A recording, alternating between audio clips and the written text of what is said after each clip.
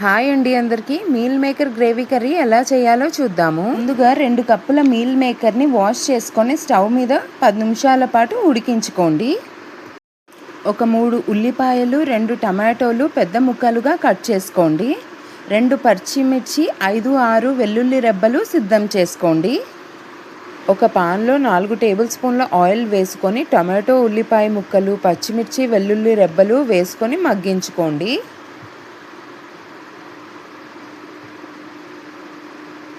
ఈ మిశ్రమాన్ని బాగా కలుపుకోండి.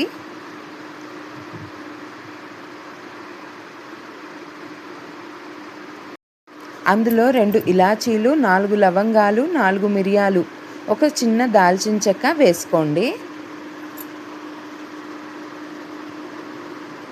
ఒక 2 నిమిషాల పాటు ఈ మిశ్రమాన్ని మూత పెట్టి మగ్గించుకోండి.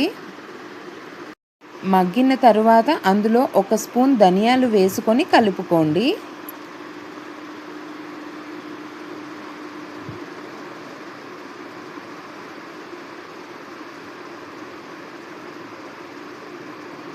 కూల్ అవ్వడానికి మగ్గిన ఆనియన్, టమాటో ముక్కల్ని పక్కకి తీసుకోండి. ప్యాన్లో 2 స్పూన్ల పల్లీలు, 4 ఎండుమిర్చి వేసుకొని వేపుకోండి. చల్లారిన ఆనియన్, టమాటో ముక్కలు, వేపుకున్న పల్లి, ఎండుమిర్చి ఒక మిక్సీ జార్లో వేసుకొని గ్రైండ్ చేసుకోండి. వాటర్ యాడ్ చేసుకొని మెత్తగా పేస్ట్లా అయ్యేలా గ్రైండ్ చేసుకోవాలి.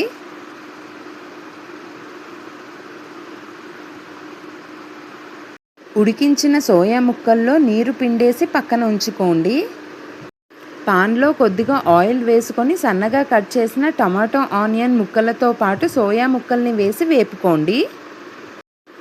1 నిమిషం పాటు మగ్గిన తరువాత సాల్ట్, గరం మసాలా పౌడర్, కారం, ఉప్పు, ధనియాల పొడి వేసుకొని మళ్ళీ వేపుకోండి.